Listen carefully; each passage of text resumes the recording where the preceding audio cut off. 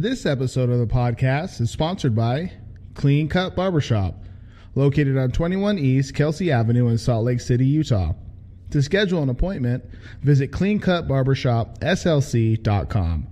Walk-ins are also welcome. Mention Short Story Bingo and receive $5 off your first visit.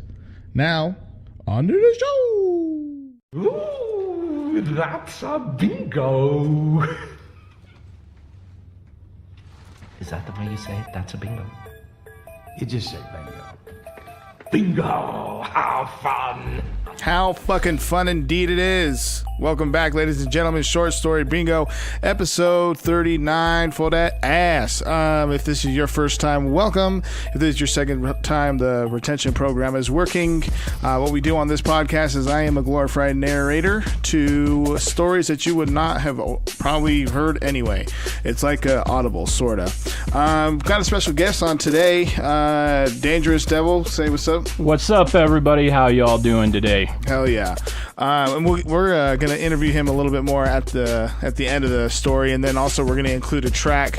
Is it City Lights? City Lights, that's right, my brand new track. And that's your single that you got coming out, right? That's right. Okay, and we'll talk more about that and where you can hear more of his music and stuff like that. Certainly a pleasure to have him on the show. Very funny story. We actually just met yesterday for the first time at a Get It Right event, which Zach Ivy put on, and super appreciative of that. It was super fun to have, like, there was a bunch of guys there that are within the hip-hop scene, hip-hop community, so it was super cool to brush elbows. Yeah, that was awesome. That was a real cool event. It was nice to get out there and meet everybody. It was hella tight. So hell yeah, man. And yeah, peace to Zach Ivy. He's also been on the show, as you guys know, so go check that episode out. I don't remember which one it was, but it's definitely, I don't know, we're at 39, so it's one of the 38 before. Anyway, let's get into our random Twitter follower shout out. And today we're just gonna go with the course of my guest here, and that's at 801 Dangerous D. Again, at 801 Dangerous D. Give this man a follow. I just followed and immediately mentioned him just now. So yeah, give this man a follow. And then the top 3 countries, it's the same 3. Just different order, but of course beyond the United States, because we're number 1. Just kidding. But it goes UK, Canada, and then Sweden. Last week I think it was like Sweden, Canada, and the UK, so they just all stayed there, just switched positions. And still the top 3 states, Utah is still not number 1, man. what? Yeah, this is 2 weeks in a row. So it goes California, then Utah, and then Maryland, man. Where's my Utah people at? Yo, man, I mean, they're here, but, California's on the tip, too. So peace to Cali cats that are listening in. I certainly appreciate that. Make sure that you email me, shortstorybingo@gmail.com with any new stories that you want me to find. I use iBooks even. I use even my own Audible, Amazon Goodreads. So, like, they have a bunch of stories on there for free. Just like books that you are looking in, send links, all that shit. And just send over your feedback. I see the feedback on the on iTunes, so I certainly appreciate that. Please rate and review, share and subscribe, man. So yeah, episode 39 we have coming up. It's we're gonna say serial killer 2 weeks in a row, okay? Because I just want to, so that's just what it is. But the name of this story is Robin's Fetish, and it's out of serial killers, true crime, homicidal maniacs, bloodthirsty serial killers, and lethal murderers. Oh my God. That's the name of the book. Again, they could work on the name, man. I mean, this just seems like a little breathy. I don't know how that all went down when they were trying to choose the name of that book, but I only read a little bit of it, so I'm not going to put any spoilers out there, but I will say, well, whatever, I'm just fucking excited to see what this guy did. So I want an episode for you to come in on. Yeah, right. I'm not even familiar with this story, so this is gonna be new for me too. Love it. So episode 39, we're about to lift off. Happy Podcast Friday to you and yours. Hope you guys have a good weekend. Nate Chacon III, Short Story Bingo, and of course we have to have the intro song.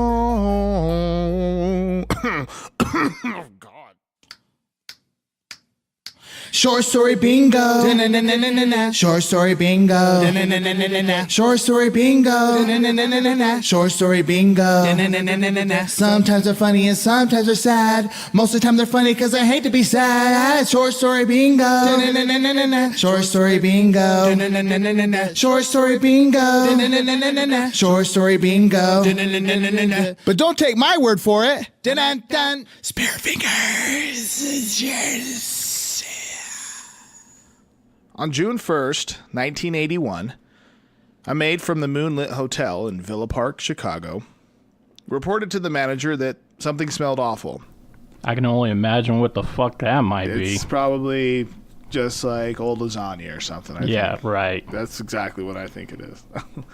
Okay, so reported to the manager that something smelled awful. At first, she thought it was going to be a fleeting odor, one that would go away eventually.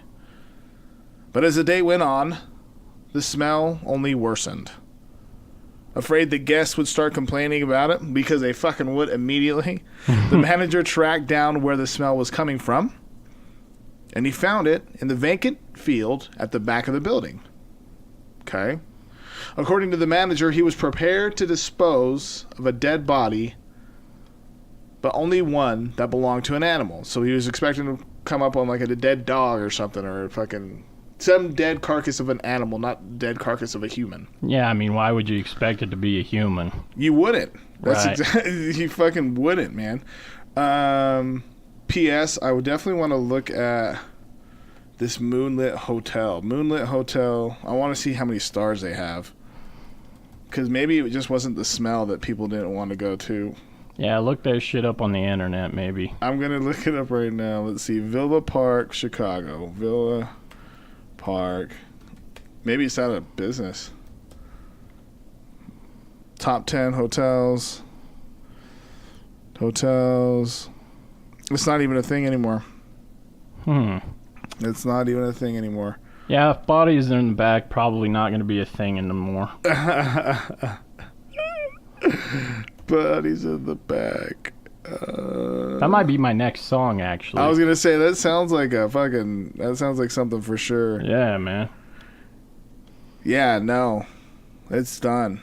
It's super done. Okay, all right. So, afraid the guests would start complaining about it, the manager tracked down where the smell was coming from, and he found it in the vacant field at the back of the building. Damn, it was in the field even.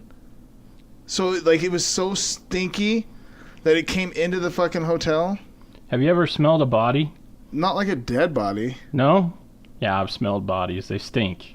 Like terribly? Yeah, they smell bad. Okay.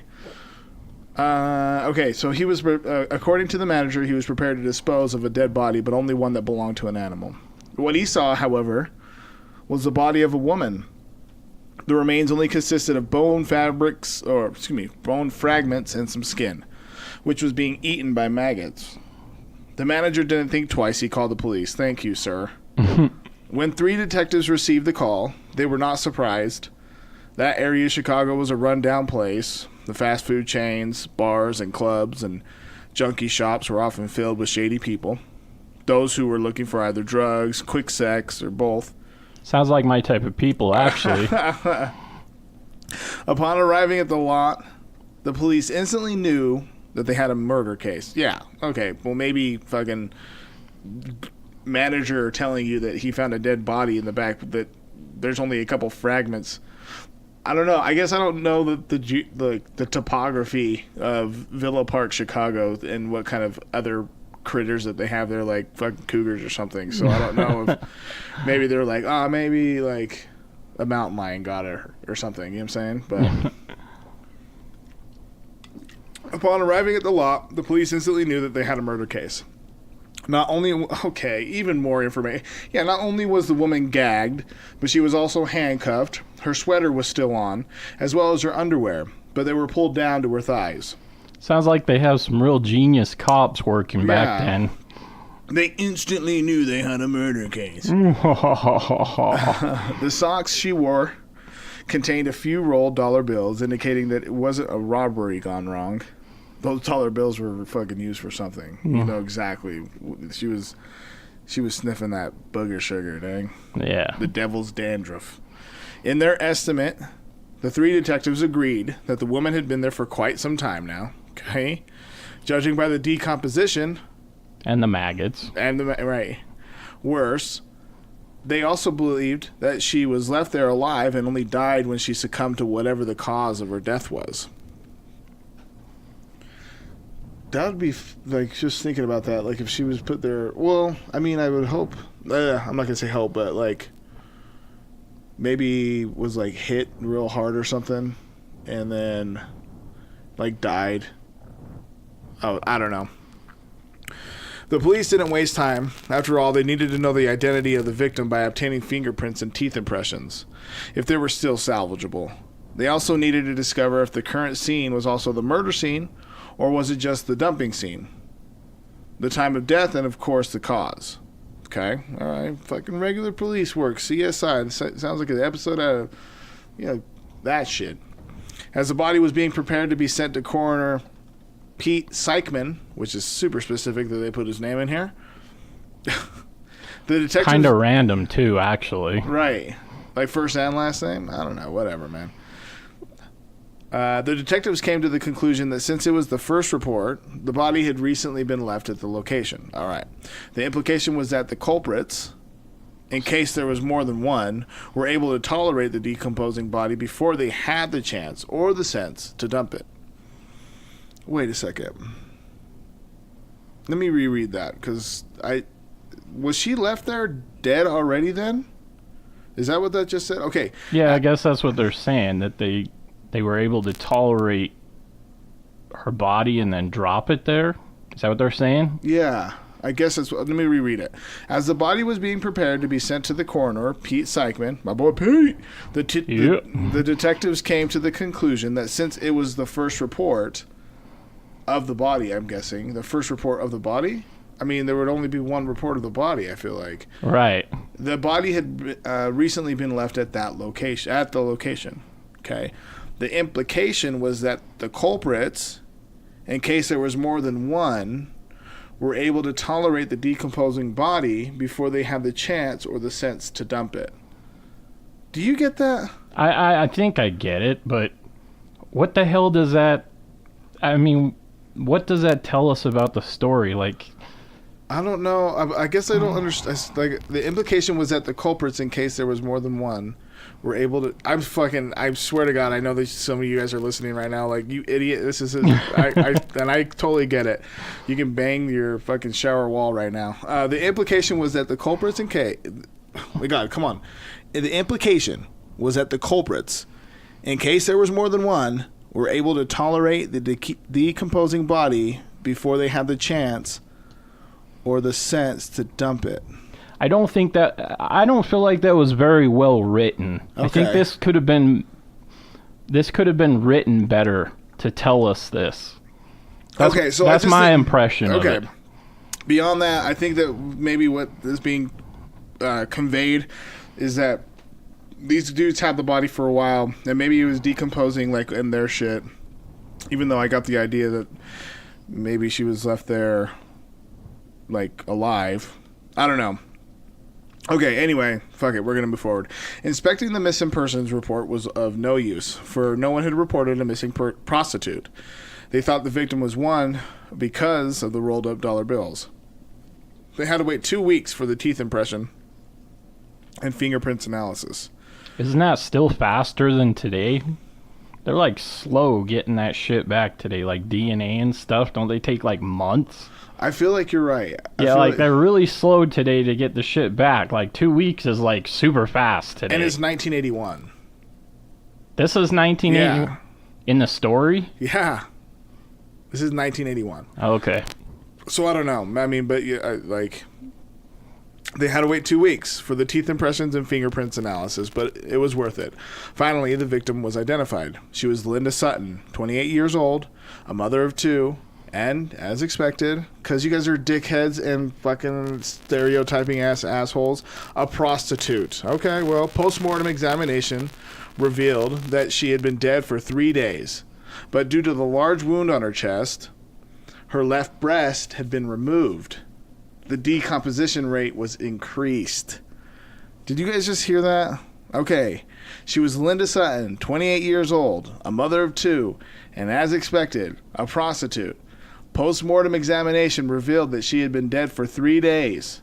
But due to the large wound on her chest... You guys hear that? On her chest because they cut it off, man. They cut off her tit. Her left breast had been removed. The decomposition rate was increased. And also the blood pouring out of her. That's some savage shit right there. Yeah, dude. That'd be super savage.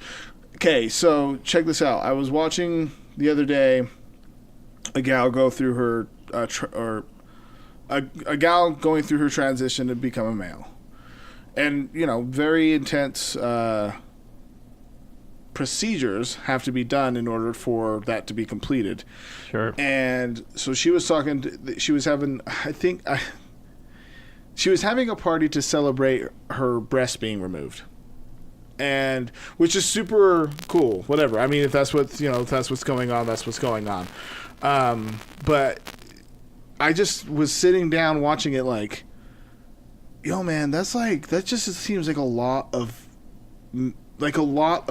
human coming off of you. Like some painful shit? Is right, that what you're getting at? Yeah, that's what I'm getting at. Yeah, like just like a lot coming off of you. Yeah. And like a serious incision. Do you know what I'm saying? Like, does that make sense? Like some hurt yourself type shit. 100%. Exactly. Yeah. Okay. So we're both on the same page. Yeah. So her having her breast removed, I mean, unwillingly, of course. Poor Linda. Probably so, like while you're still alive and everything. My God. Yeah. Yeah. See, and so that's what I'm saying is like, I feel like that would be the part that would be a little tricky. Anyway, okay. So 8 months after Linda's body had been discovered, another woman turned up missing. A 35-year-old waitress was abducted from her car, and after a thorough search, her body was found on an embankment. The condition oddly resembling Linda's corpse, complete with an amputated breast. What are you doing, sir? Just collecting boobs, man? Although the new case was published, take a picture, man. You can have your fucking... I don't know, people have, you know, weird fetishes and shit, you know. They keep pictures. Just take pictures. Don't take the actual tit, man. Although the new case was publicized, the police asked the media to not include the removed breast in their reports. They plan on using that information for interrogation purposes. I love that. Right, Yeah. right. Don't give them everything because we still have some like aces in our back pocket, man. That was badly worded. Yeah, I tried my best on that. Not even a week passed, and another body was recovered. So that's 3. This time, the victim, a Hispanic woman who was wearing an engagement ring, was also raped and tortured, but her breast was not removed. It had only been badly bitten. Oh my God. This guy better not be biting tits off. So is this guy like changing up his game plan now? I don't know. Do you think that he went back to the drawing board? He's like, you know what? It's kind of easy to just slice a tit off. Maybe I should start biting at it.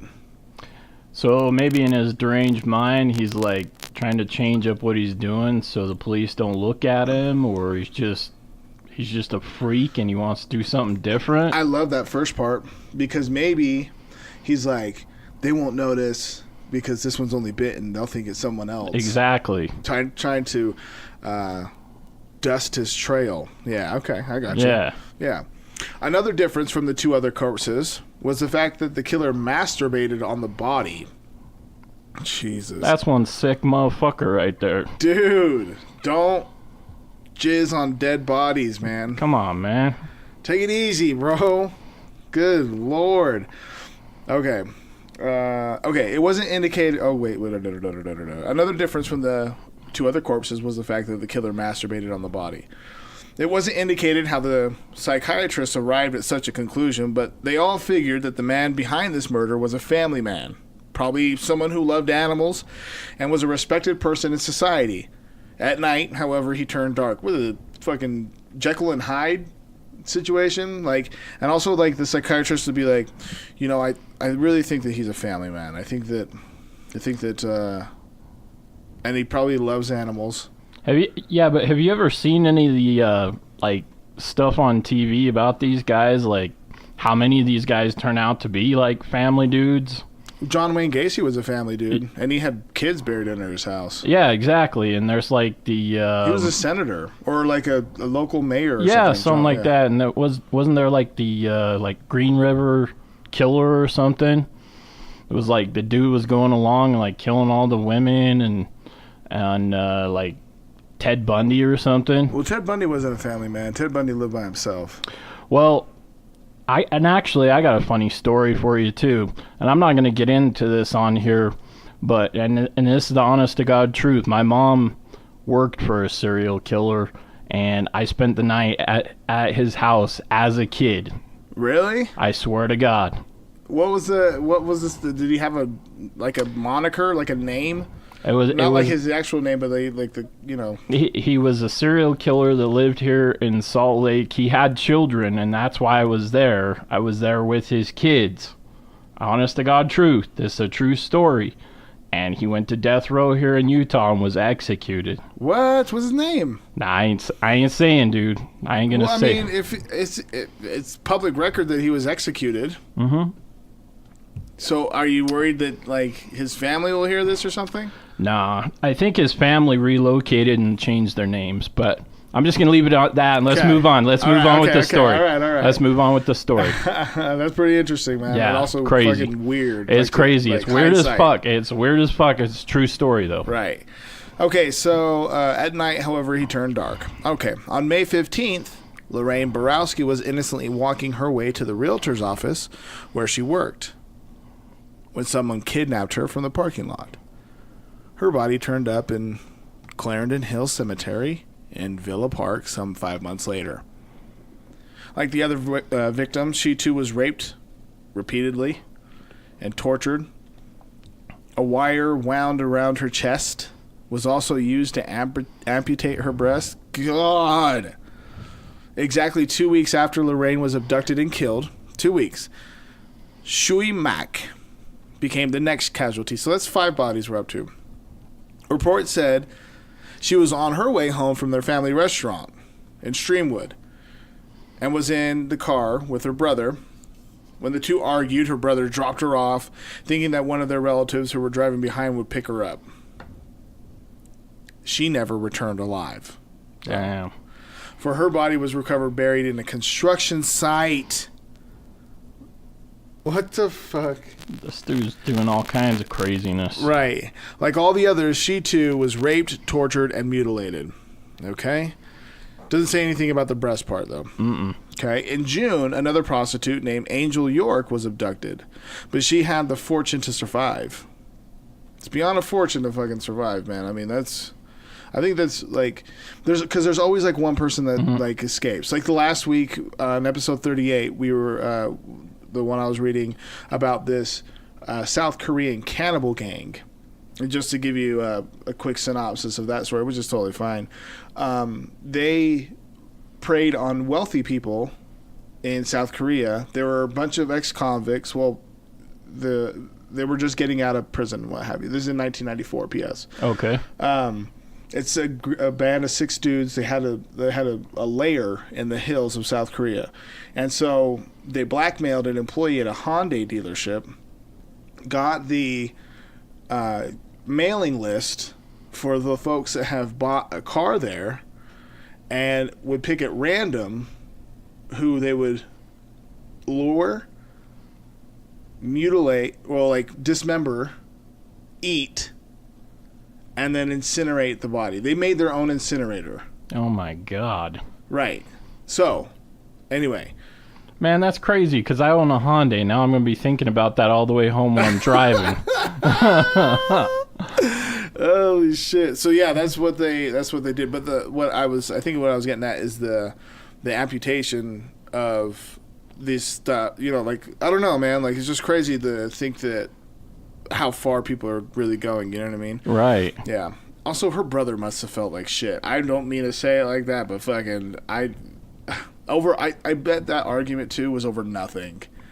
Like, couldn't have been over what the fuck could they have been arguing about? They were just coming back from their family restaurant.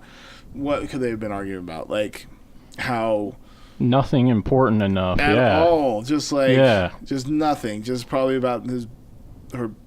I don't even know. I can't even come up with a fucking scenario. I mean, I can make shit up pretty quick, but that scenario is like pretty self-sufficient in the fact that she ended up just not coming home. That's so fucked up. In June, another prostitute named Angel York, we're at 6, was abducted, but she had the fortune to survive.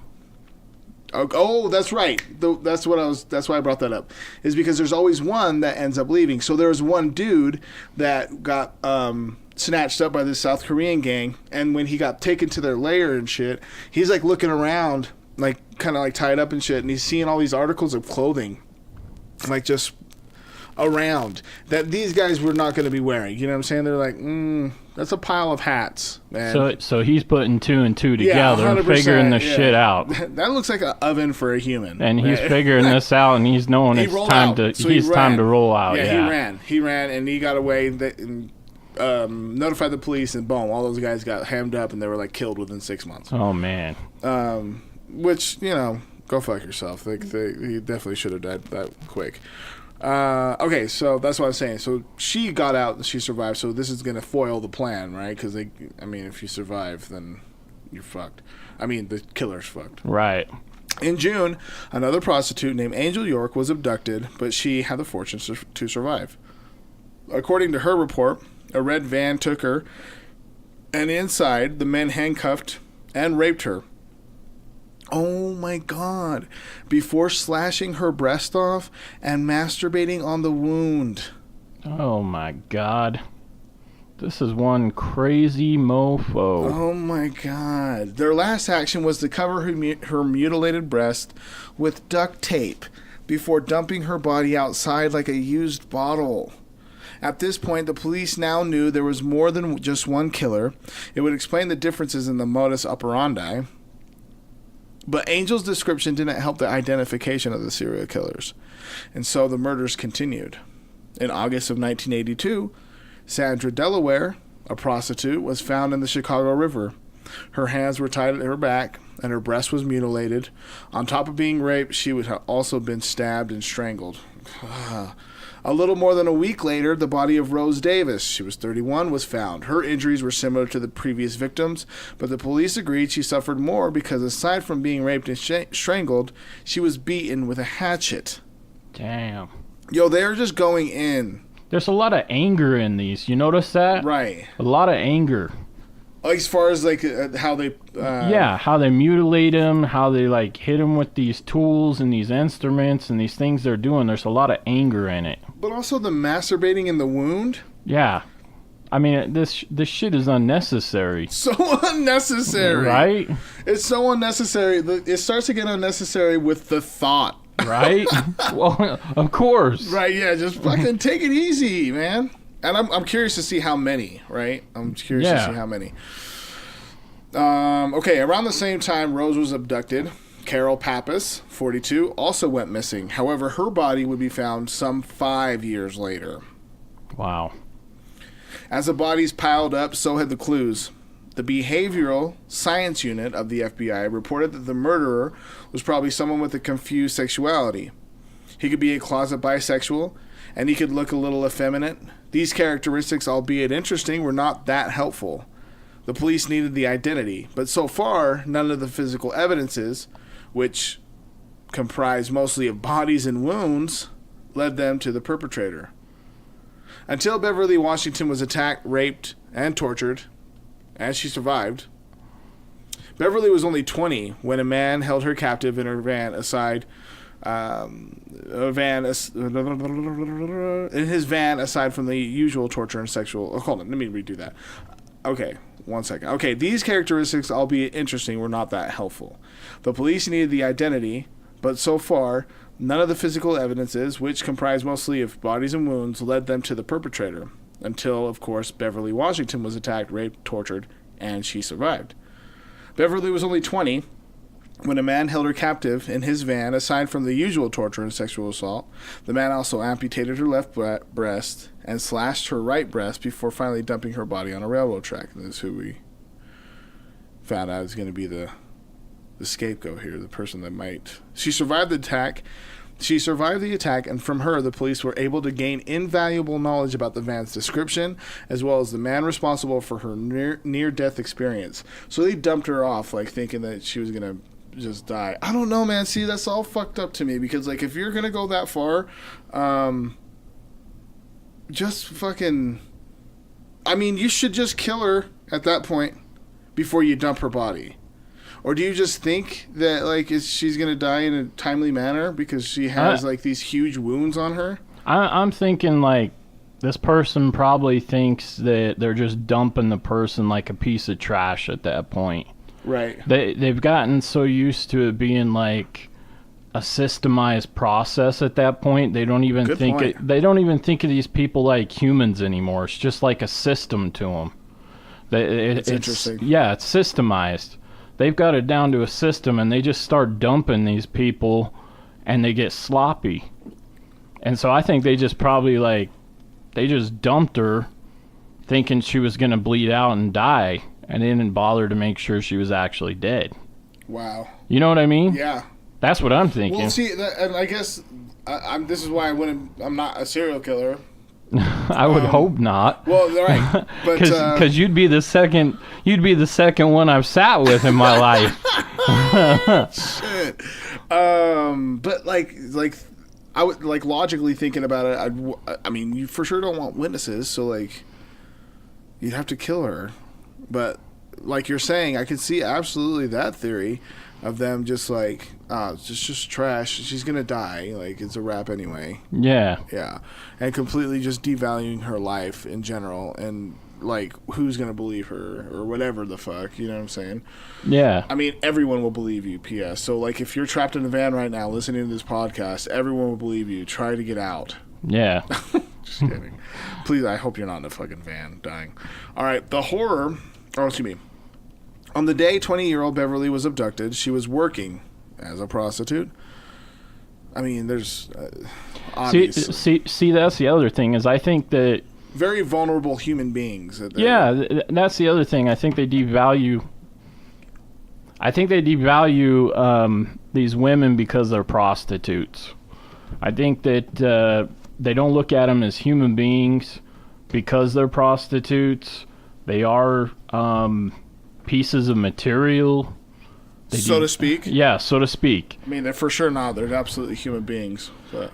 Well, normal people still see them as human beings, but these guys, you know, don't see them as human beings. They devalue them. Right. So they were able to throw her right out of the van as a piece of trash, like I said.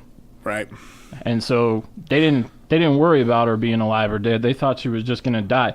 You know, if you get, I'm assuming, I'm not a doctor, but if you get thrown out with your whole breast cut off, I'm sure there's arteries and shit in there, and I would think 9 times out of 10 you're probably going to bleed out. That would be my assumption. Right. And that's what I'm saying too, is, like, it's incredible that she lived, so peace to her. Right. For living, but also you kind of living a fucking weird life after that because of that traumatic ass experience. That's just terrible, man. That's a brain that's a brain cage, like your brain being in a cage, if I've ever heard one, man. Like, at least for, I don't know, man. I don't know how long I don't know if I would ever get over something like that type of experience, and be able to, like, just, like, walk and just be cool, you know? Like, that'd be a pretty intense experience to go through. Similar to, I don't know, PTSD would be pretty deep for something like that. Oh, hell yeah. Yeah. I guess that's what I'm getting at. Okay, so according to her, a slender white man wearing a flannel shirt and square-toed boots approached her for her services. And since he offered to pay her more than her normal rates, she agreed. Things went sour when the man with greasy brown hair and a mustache... Come on, man. Mustaches are trying to make a comeback, but you keep making us look bad. Things went sour when the man with greasy brown hair and a mustache pulled out a gun and urged her to go inside the van. Don't they know by now you never get in the back of a van? I mean, come on. Right. When did vans go out? The 70s? No, vans are still in. Really? I think so. Oh, come on. After commanding Beverly to get naked, the killer handcuffed her and forced her to perform fellatio. The last thing Beverly remembered was the man holding some wires. Oh, God. She fell unconscious because the serial killer had forced her to take some pills. She was okay. So, for sure drugging her, obviously. Okay, you just don't give someone fucking ibuprofen in that situation. I mean, obviously she was being put out. Right. Oh, my God. And with a wire, dude? A wire? Probably like wire from like what, a wire hanger or something? Dude, I don't, could you do that with a wire hanger? I feel like a wire hanger is too thick. As far as like, yeah, I feel like it would be too thick. I feel like I have a cheese slicer and it's there's just one little piece of wire. I'm thinking that type of wire, like just really thin. Damn. Yeah, I'm thinking that, and like, but to come up, I don't know, man. Yeah, damn, exactly. Man. Okay. She was dumped afterwards with her left breast gone and her right nearly so. Oh, my God. Someone saw her, brought her to the hospital, and she survived. Yes! When the police questioned her, she revealed that the van was just as Angel had described it to be.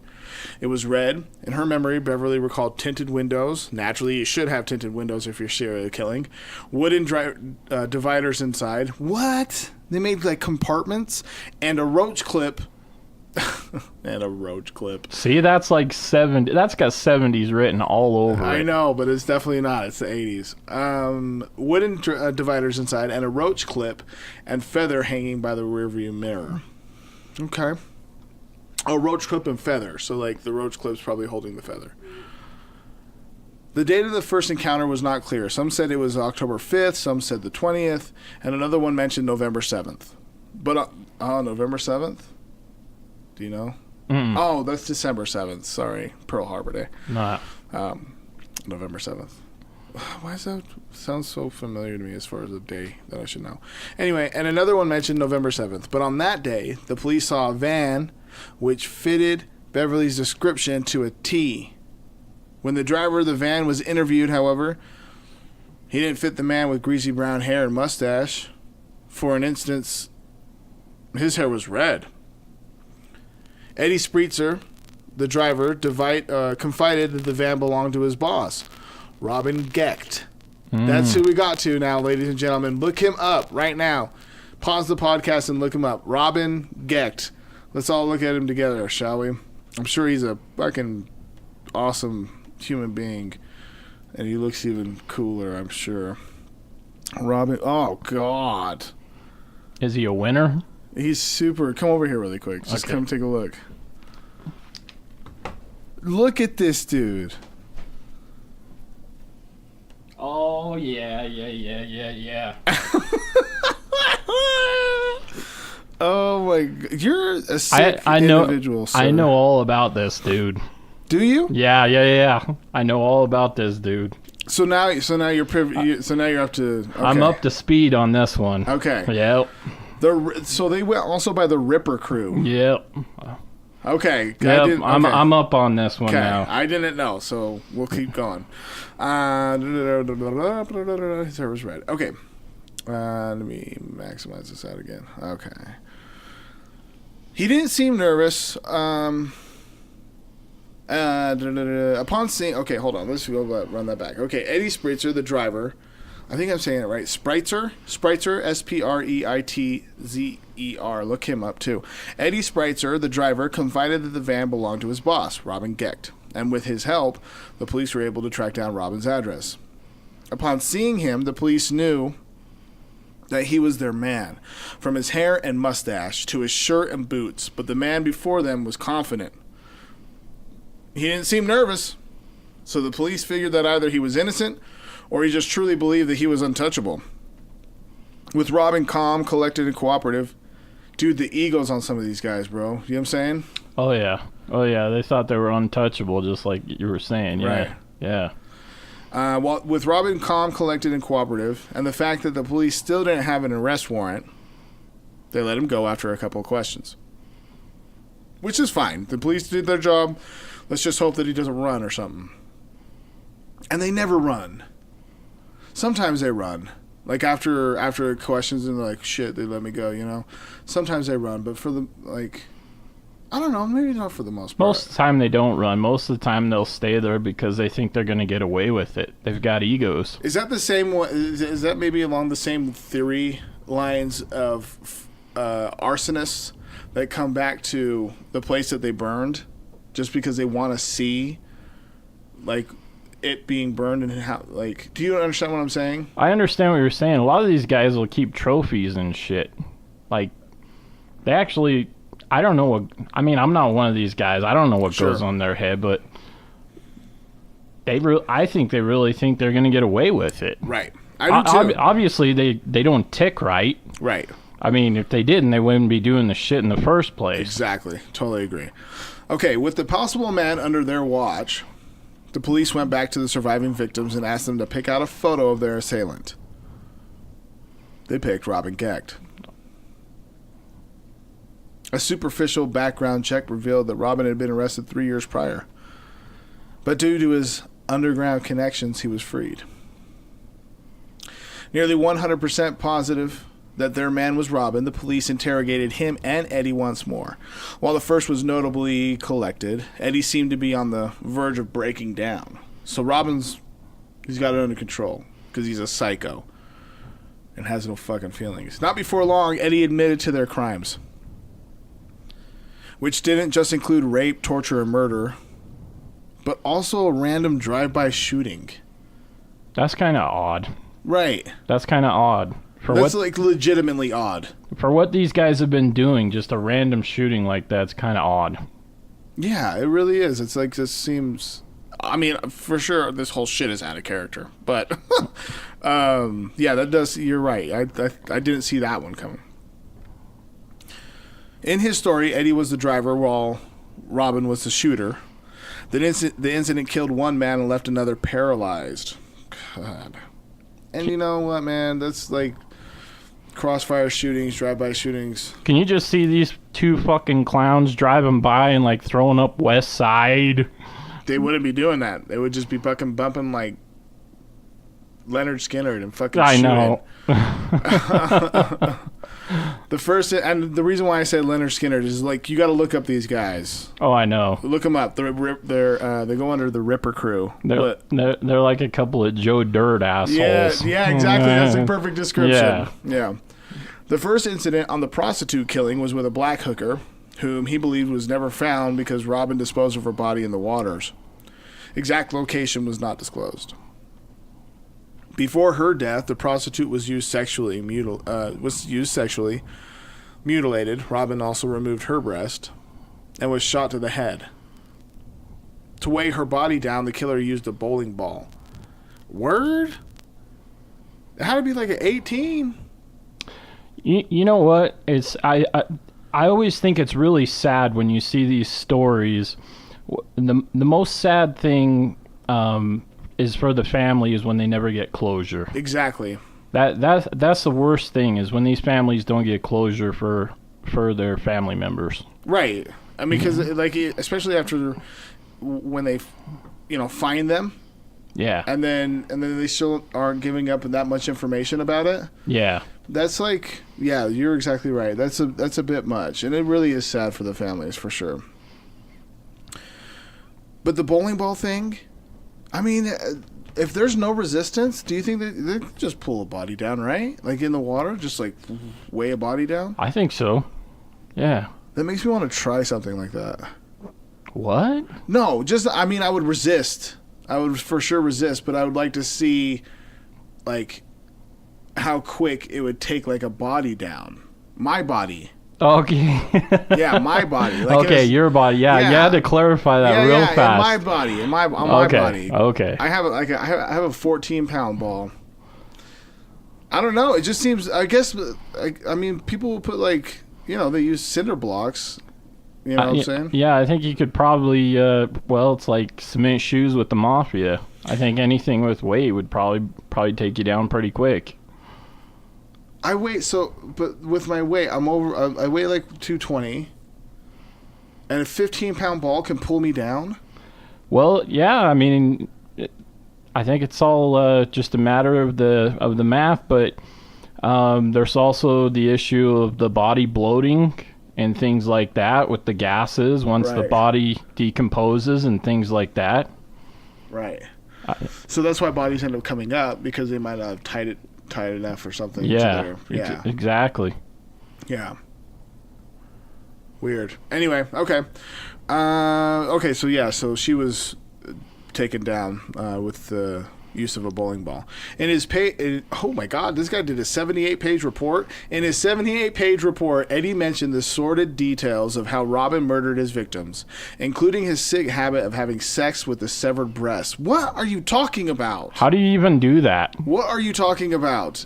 Oh my God, are you keeping these and like hot dogging them and then just going, dude? That's the only. What are you talking about? Let me reread that. In his 78-page report, Eddie Spreitzer, the driver, mentioned the sordid details of how Robin murdered his victims, including his sick habits of having sex with the severed breasts. I don't even know how that's physically possible. I don't even want to try to imagine it. Right. I don't even know how it's possible. We'll move on. But the main suspect, Robin, was not backing down. The two of them were interrogated at the same time, but while Eddie spilled everything, Robin looked as if he had nothing to worry about.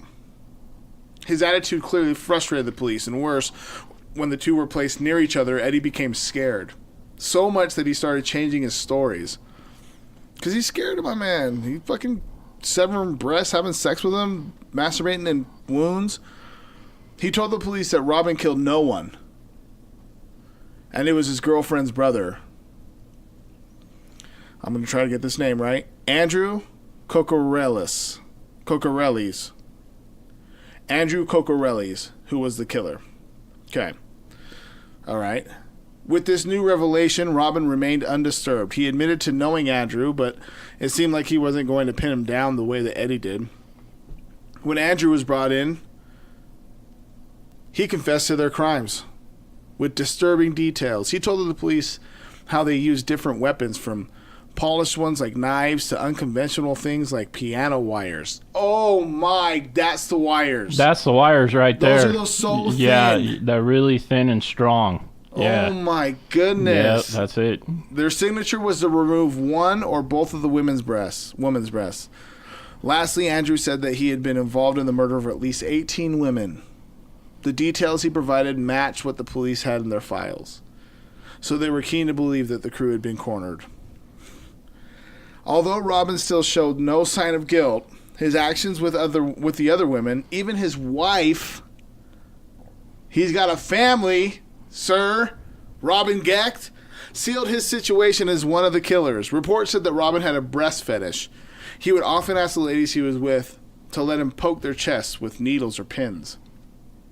His wife even recalled that Robin had a penchant in poking even the infected skin wound. And nutting in it. You're just, oh my God. Just as the police thought they heard it all, another member of the killing crew came up. Another one. So this is the fourth. The Ripper crew. Tommy Kokoraleis, so obviously probably a brother. We'll find out. According to Tommy, the four of them, Robin, Eddie, him, and his brother Andrew. Okay, his brother, I didn't even know that, but clearly. Organized a satanic crew. Oh my God, get the fuck out of here. You can't make this shit up. You can't make this shit up. You can. That's the fucked up part. Is you can make this shit up. You just, some people's minds don't go that far to get to that that imaginative fucking property. Organize a satanic crew. Yo, man, I was saying this on the last episode for that Korean gang, because the dude was saying was writing that Kim Wei-han is his name. Kim Wei-han organized 5 other dudes in addition to himself, but he interviewed guys, vetted them to be part of his crew. I don't know. It just sounds so fucking weird to me, man. Organized a satanic crew. It wasn't rare during the 1980s because a lot of people, especially teenagers, were attracted to the notion of meeting the devil himself. It was just that Robin and his Ripper crew hiked the idea by about 100 notches, or like entirely, just went over every mountain ever. Yeah, like 1,000-fold. In his admissions, Tommy related about the altar covered in red cloth, which Robin set up right in a room of their house. The walls were painted with black and red crosses, and whenever his wife left for her night shift work, oh God, Robin and the crew would worship the devil by an act of communion. That was to eat the flesh. Oh my God. I didn't know I was going to go there. Okay. That was to eat the flesh they had obtained from their victims. They're eating tits, man. It's So like not, spam. not only killing these people, but they were eating them too. Right, yeah. I didn't know we were going to do 2 cannibal stories in a row. I just want to make sure that you guys know that, okay? I know that some of you, like myself, appreciate any sort of serial killer story. I'm just saying, I didn't know we were going to go the cannibal route twice. That's all I'm saying. Tommy added, during the ritual, the 3 members would gather around the altar while Robin took portions of the flesh. He would then read several Bible passages before handing out a piece of flesh to each of them. As a ritual, why would you be reading out of the Bible if you're a Satanist? I was kind of wondering the same thing, and the other question I was wondering is, how do you cook this exactly? I don't know if it was cooked. Oh, okay. Wouldn't you just cook it like you cook meat? I don't know. That's why I was asking. I don't know. Logically, I would think you just throw it on a grill. I didn't know if it was I'm done. being so serious, too. I'm being serious, too. I don't know if it's like medium well. I don't know. Oh, God. Holy shit. I went there. Okay, I went there. I went there. That's my bad. I didn't see what you were dropping. I went there. I went Do there. they like I'm it sorry. blue? I'm Do they sorry. Like it? Do they like a blue steak? Do they like it? I know. I'm sorry. I went I there. love it. Okay. And then also he would then read several Bible passages before handing out a piece of flesh to each of them, like Catholics do with communion. You know what I'm saying? Like but it's flesh. Yeah. Like titty meat. Oh my God. As the ritual went on, all of them. Oh my God. As the ritual went on, all of them would masturbate on the piece of human meat. Oh, Jesus. When all were satisfied, they would eat the flesh as if it was the Oscar. So are you telling me these dudes ate other dudes? Joint. My God. I think it was their own joint. Like, so all of them would masturbate on the piece of human meat that they were given. Oh, okay. Wait. I mean, no. all of them would masturbate on the piece of... I think maybe they just, like, put the meats together... I don't know, and then just all of them. Like, come on, guys! Are you? No. Wait, let me finish what I'm saying. Okay, are you go, telling me? God. Are you telling me they ejaculate on the meat together and then they share it? Because if you're telling me that, I'm about to throw up right now. Okay, this is what I'm telling you. I mean, that's even worse than eating titty meat. Eating titty meat. I mean, this is what I'm telling you. This is what I'm telling you. I'm going to reread it. As the ritual went on, all of them would masturbate on the piece of human meat. When all were satisfied, they would eat the flesh as if it was the Oscar. I can only assume that they masturbated on their own piece of titty meat. You're making an assumption about some sick motherfuckers. So you're making a regular person assumption. I don't know what they did. I just know that they all had their dicks out, and there's 4 dudes in a basement room. Yeah. That would normally be like for fucking producing this podcast, and his wife is gone. And, this is a sausage fest, basically. Dude, yeah. Yeah. So. And they're just all coming. Yeah. We're moving on. Oh my God. Tommy confided that he had been to at least a dozen of these rituals. Yeah. Mm-hmm. And had also been there to witness 2 murders. But like his brother and Eddie, he refused to pin Robin down. So everyone's like, Robin, like, he's crazy. I mean, also very fearful of him. I think it's more so like a respect thing, maybe. Eventually, the police asked Tommy why they would do such a crime. And the slow-witted of the Kokoraleis brothers answered that Robin could make them do anything, as if he was an all-powerful god, which goes back to what we were just talking about. Right. Further interviews revealed that other people, too, were scared of Robin. Some even warned the police not to look him in the eye. For no matter how cruel the action was, he would be able to command you to do it. Perhaps it was the reason why his wife, despite all the weird things he wanted her to perform, tolerated him. Through it all, the man remained adamant they had no crimes to admit. In an attempt to escape trial, Robin Gecht pleaded insanity. Okay, this is what we usually do.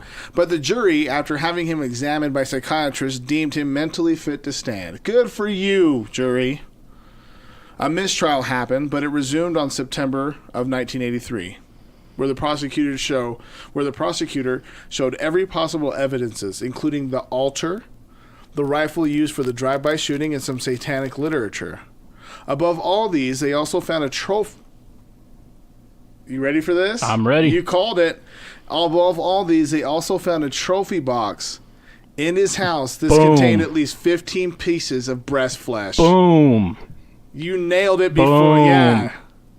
Of course he kept a trophy. Boom. Literally a trophy box. These motherfuckers all do it. They do it. Why do you think that is? I don't know, man. Yeah. I don't know. Just being... Okay, yeah. When Robin stood to defend himself, he only agreed to one thing, and that was in attacking Beverly Washington. That was the 20-year-old who got away. But he denied everything else, including the rape, torture, and murders. He insisted that he didn't kill anyone. Okay, man. Knowing that they couldn't charge him with murder unless there was physical evidence to link him to any of it, like DNA, the jury resorted to charging him with other crimes, namely rape, attempted murder, armed violence, aggravated battery, and sexual assault. The verdict was 120 years in prison.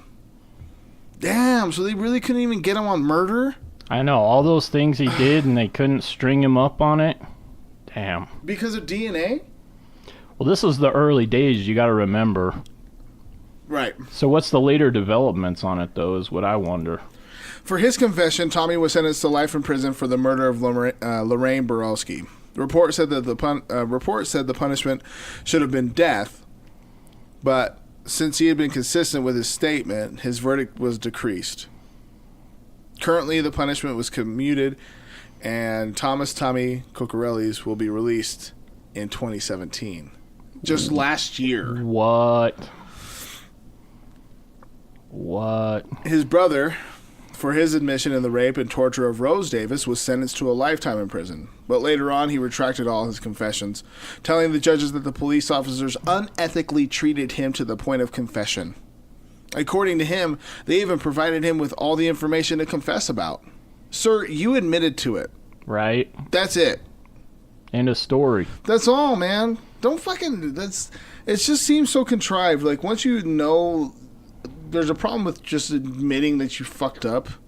And then after getting caught for admitting you fucked up, just to be like, yeah, you know what, that one's on me. That's my bad, fellas. No. He just told the judges that the police officers unethically treated him to the point of confession. I mean, unethically treated him, maybe what, like waterboarded him? I highly doubt that. And look at how many women these guys killed. Yeah, just shut up, man. Stop it. Shut up. And that goes back to that story last week. Those guys were dead in 6 months. Yeah. The government was like, yeah, all you guys are... Yeah, it's a wrap. Guys like this shouldn't even be able to... Eat off my bill. Yeah, exactly. Off my dime. Yeah, these guys shouldn't even be around in like a year. It's a wrap. Yeah, it's a wrap. It should be a wrap. For real. You're that cool. You thought that you were that cool. You affected how many lives? 18 women, or 18 women. Times that by 2 just for their parents. That's 36. Times that. Not to mention their entire families and all the people around Exactly. them. Go off on that. Just times 2 more. Let's just say that they had at least a couple aunts or uncles for each of them. So that turns to 72. And then all their families. Yo, man, we're talking like hundreds of people affected by this, not just the ones that were killed. Direct family members. Right, 100%. And this guy was released in 2017, just the driver guy. Yo, man. Somebody needs to plug his ass, for real. Right. I don't suggest you do it. No, we ain't. Disclaimer. We're not suggesting anybody listening does it, and we're not suggesting we would do it. So let's be clear about that. Short Story Bingo doesn't... How do you do it? Short Story Bingo doesn't authorize the use of plugging someone because they're an asshole when they kill women. With his retraction, the jury had to decide whether to believe the police or believe Andrew. In the end, they believed the law and sentenced Andrew to death. The defense team argued about this ultimate punishment, pointing out that if ever the client was truly guilty, then the crime still wouldn't merit a death sentence. How would they not merit a death sentence? And I've said it on this podcast before, I don't know. You know what? I'm just going to say it. I'm okay with the medieval method, man. If you have done it, and if there's like not enough remorse, I don't know. Do you still die? I think you still die. I think you still get persecuted. I think you still die. I don't want to turn this into a debate at all about capital punishment. I'm not going to do that. But I will say that if you have done some unruly shit to be honest here, very detailed go around of doing it, to have that conscious wherewithal. I mean, if you made other people pay with their lives off of nothing, really, because you were worshiping Satan, yeah, man, death penalty. Can I get a word in on this? Yeah, go ahead.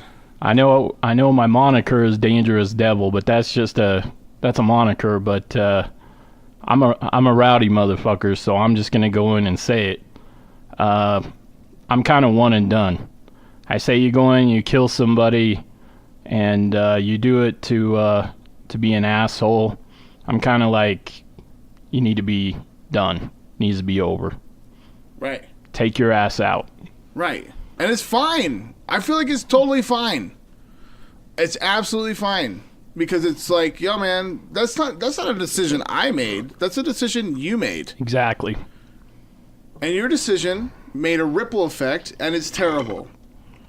So these guys right here, in my opinion, don't deserve to live. But yeah. That's my opinion, and I'm not making it political. Right, at all. I don't want a political commentary on it. This is just story time. We're having fun, right. But these guys killed a lot of people. They affected a lot of people.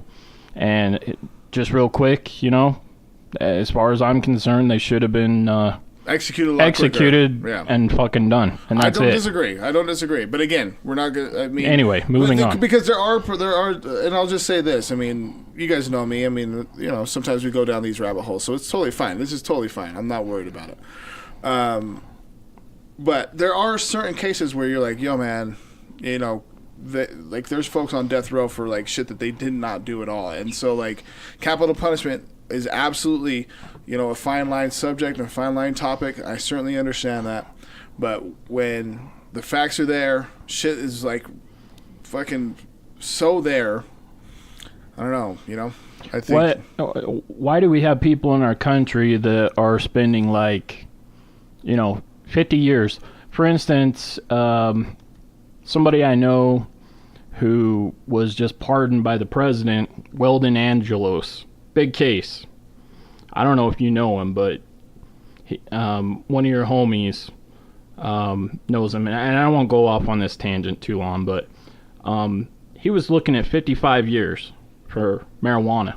Wow. Why do we got people sitting in federal prison for 55 years, and we got people like this that murder all these people and get out? It's crazy, man. You know, I'm not going to make it political, Right. but let's not have people sitting in prison for 55 years for marijuana, and we got weed, man. Yeah, weed, and we got people getting out Yeah. for killing people. So Right. anyway, moving on. Right. No, I get it. I really appreciate your commentary on it, man. Like, straight up. Like, no big deal. Okay, so it was going to be a long battle.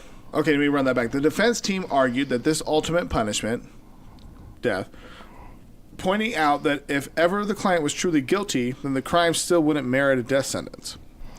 It was going to be a long battle, especially since at that time a lot of people were pushing for the death punishment to be abolished, which I understand. More so after the anti-death penalty supporters heard that Andrew was viewed by a prison chaplain as a safe man who still could still be rehabilitated.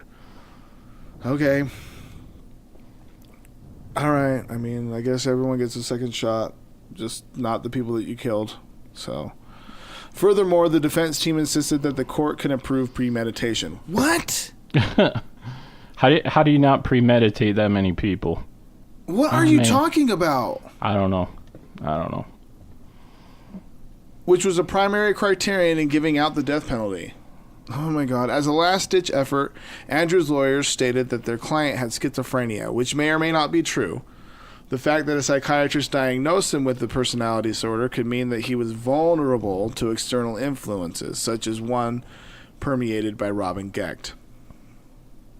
The jury didn't change their mind, though, so in 1999, Andrew Kokoraleis gained the title of being the last man to be executed in Illinois. Okay. So they got one right. Is that what they're telling us? Mm-hmm. Yeah. Edward Eddie Spreitzer was also placed on death row, but in 2003, his sentence was commuted to a lifetime in prison. In an attempt to understand the murders, Jennifer Furio, an author, sent them a letter which she hoped they would respond to. Fortunately, Robin and Eddie replied. In Eddie's letter, he claimed that he didn't do a bad thing alone, and that the only reason he performed the crimes was because he was afraid of Robin's power, as well as his shotgun. Pressured. Okay. Jennifer believed that Eddie was truly a sweet guy. Cool. Who only succumbed under the influence of a more confident Robin, who apparently gave him a job and some unfulfilled promises. Eddie was, according to the author, a weak target.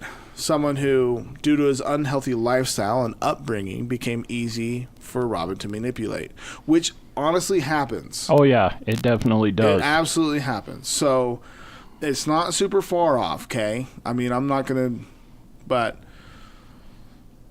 I'm just not going to say that I don't get it. Eddie said that each attack they made was random. It wasn't planned. You're going out into a van, so that's a plan. There's intent. That's a plan. Their targets may have been random, but the attacks were planned. Exactly.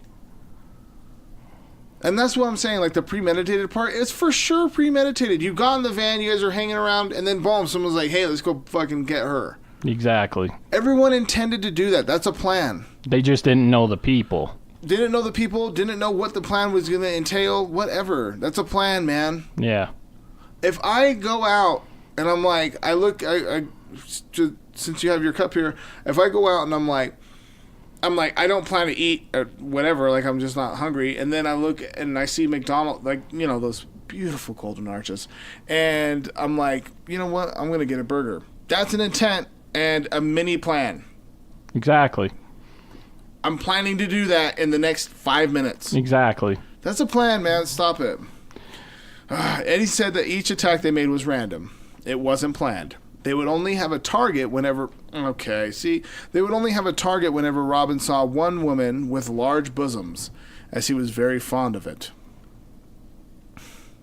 It's still premeditated because as soon as you find that woman... Boom! You got Planned. the target. It's a plan. It's a plan. How does a jury not, like, how can you get... I really appreciate what lawyers do for the, like, a lot. I really appreciate what lawyers do.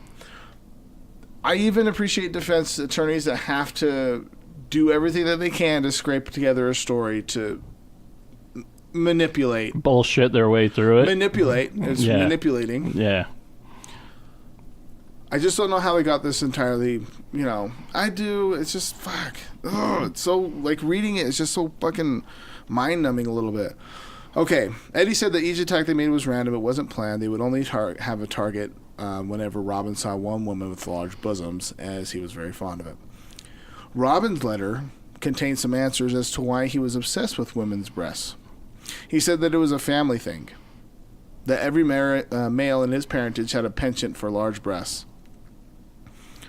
Candidly, he reported in the letter that he was very satisfied with his former wife, who had a chest measurement of 39D. Yo, man, fucking, for sure, take it easy, dang. A lot of us like big breasts, but that's kind of where we all deviate and fork off in the road from these guys. Right. That's it. Right? That's the only thing I got in common with you, man. Yeah.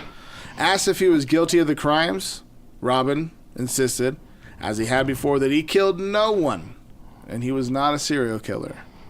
Jennifer, who was the author that asked for them to provide letters, could only categorize him as a Manson-esque killer. Oh, excuse me, Manson-esque killer. Manson-esque killer. From the Manson family, famous for their murderers. Someone who could encourage people to do his bidding.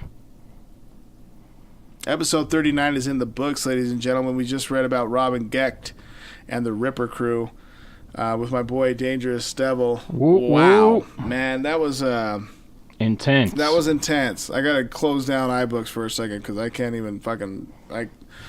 oh, my God. I think the biggest part for me, and I explained this kind of through it, is that the premeditated part messes with me.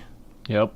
The trials and who was the trials and Robin Gecht not being charged at all for any of the murders. Right. And also all the families that were affected by it, especially because of how brutal the last bits of life of those folks were. Do you know what I'm saying? Oh yeah, brutal. That's like I don't know. It's really... Gecht was almost like the Teflon Don in this case. He kind of just he had everybody, all these people scared of him. Right. Which is, again, how she put it, Jennifer Furio, Manson-esque. Yeah, exactly. Yeah. Manipulated and afraid of him. Right, exactly. So with that in mind, let's kind of segue a little bit out of that. Before we do, though, certainly appreciate you guys for listening. Again, happy Podcast Friday. Hope you have something cool planned for the weekend. But I have my boy on here, who I just met yesterday, but seems like a genuine cat. I'm really happy to have him over. Got me one of his physical copies of his press kit, and I'm really excited to read that. He was telling me some stories about, or not telling me stories, what his intent is with his music for this next go around, as far as touring is concerned. So, leave it up to you right now, sir. Like, what would you say your type of music like?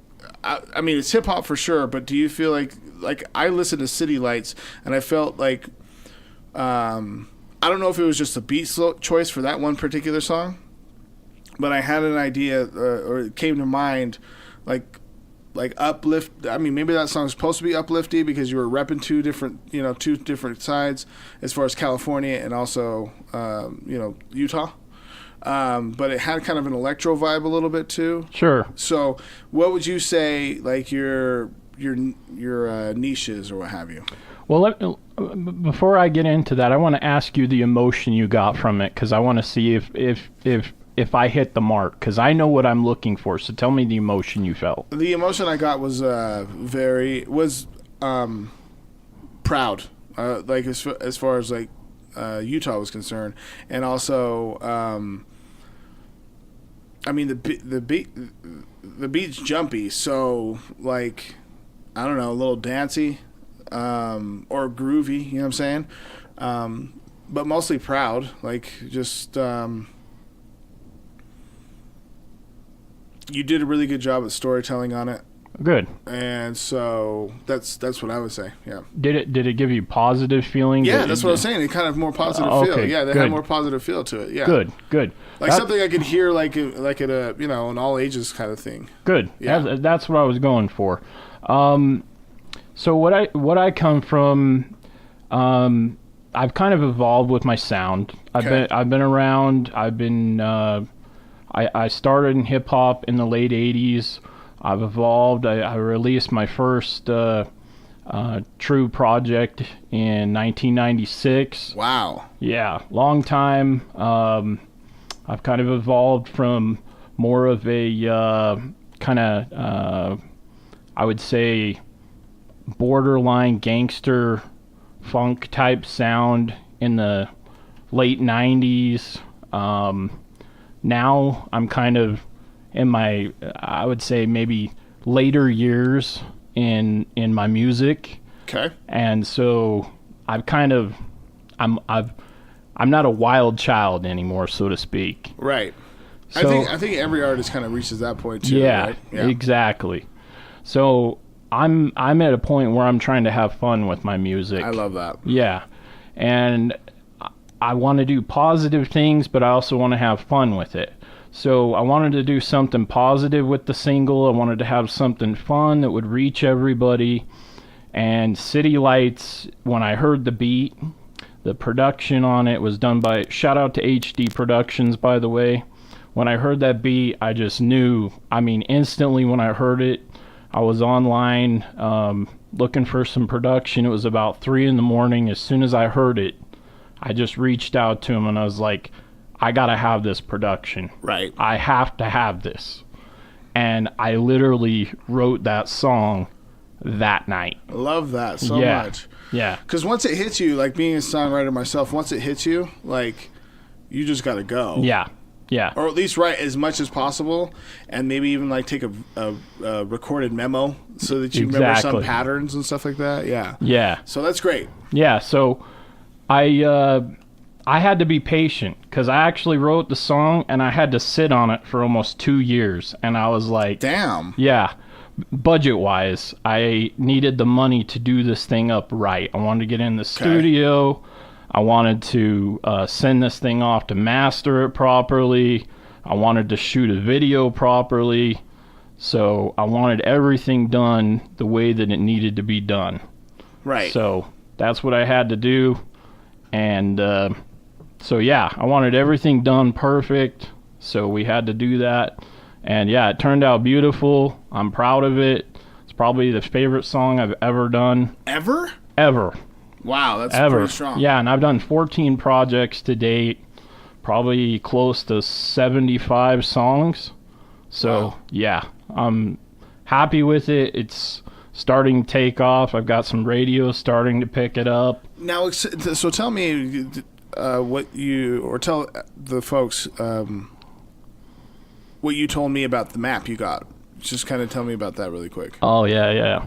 So, I'm kind of an old school cat. So, I decided I want to do something a little different than most people are doing now. So I went back to an old school approach to get physical press kits out. So I picked up like a 4-foot map at the store about a week ago, I guess. Right. Picked up some dot pins with the big dots on the head. And basically what I did is every radio station I can find on Wiki that plays urban across the country, I'm going to send a physical media kit out as I can afford budgetary, and it's going to spread out like a plague from Utah across the United States.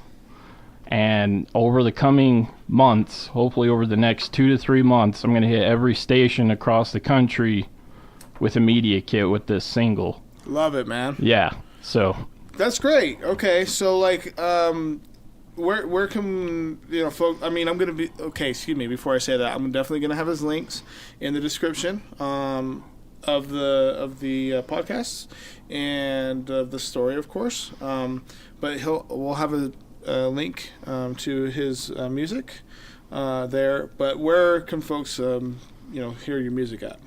So the song is everywhere it's supposed to be. It's new single's called City Lights. You can pick it up on iTunes. You can pick it up on Amazon. You can pick it up on my website, dangerousdevil.com. Which will be posted as well. All the proper places you should be able to pick up music. That's where it's going to be. Love it, man. And yeah. so they just got to search City Lights Dangerous Devil or like on iTunes? Yeah, like on if iTunes. I were to hop on iTunes right now, type of thing. Yeah, that's all you got to do is just jump on and look up City Lights, and it's under Dangerous Devil. That's nice. it. Yeah.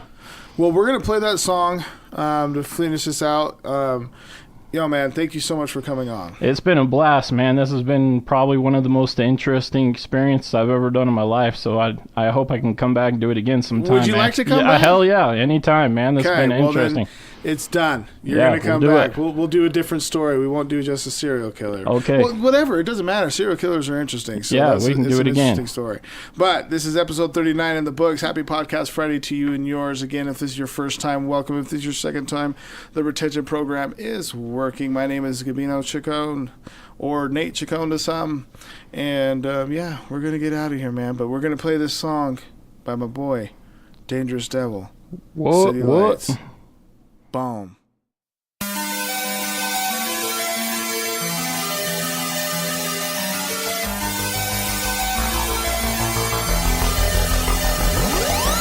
(801)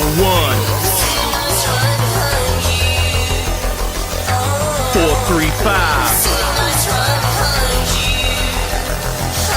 385. Let's get this Utah to Southern Cali connection poppin'.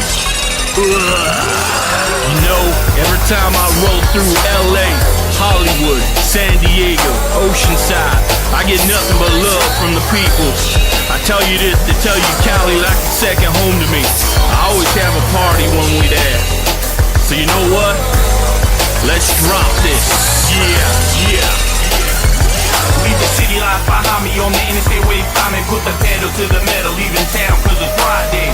Drop the top cause I head into the setting sun. Cruising toward Cali cause I wanna be a beach bum. Got thoughts of me living like a nomad. A grass shack from my oceanside pad.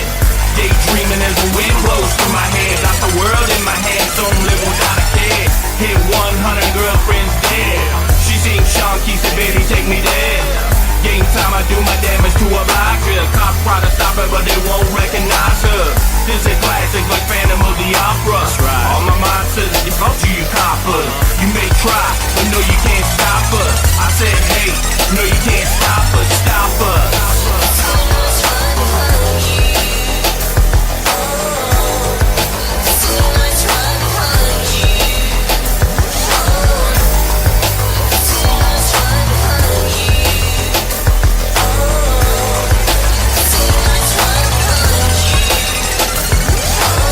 Unfolds in, the sights are amazing. Beautiful women in the summer heat blazing.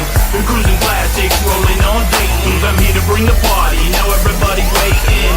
Like the old west time for a showdown. Jam my name and now ready for a throwdown. Gonna take the mic in hand cause it's time to rob my set. Gonna give my people a show they never will forget. I just want everyone to have a little fun. Share my love of music under Cali's sun. You got an eat, we better check it at the front gate. You got beef, you better leave it on the dinner plate. Drinks passed all around, now everybody sipping. No one of fools at the party said tripping. What up, who's up? What up, love? Don't matter to me, homie, cause it's all love, love.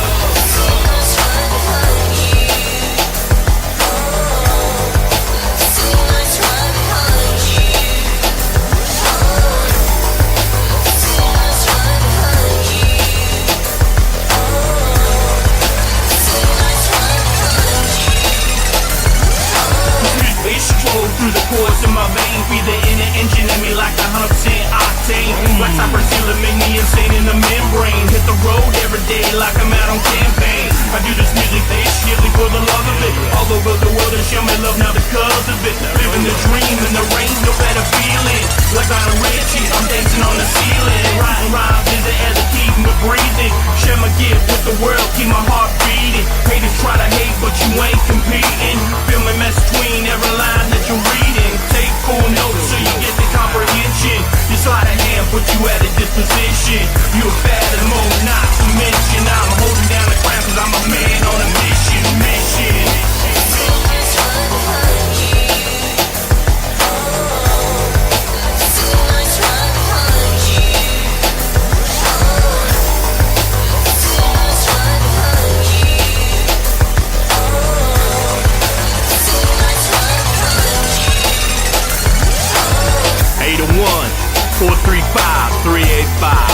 Dangerous Devil, 2017 and 18, on and beyond, and I'm out.